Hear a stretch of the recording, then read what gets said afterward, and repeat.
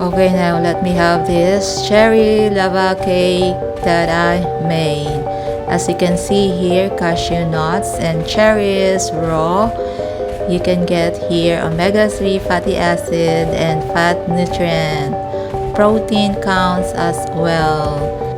How creative, looks good at the outside and how much more the inside when you taste it. And here is sprinkling a little bit of red sugar, and the cherries gives you more flavor, giving antioxidant and vitamin C. Have also fiber. Definitely I have to experience to have this kind of ingredients when at home.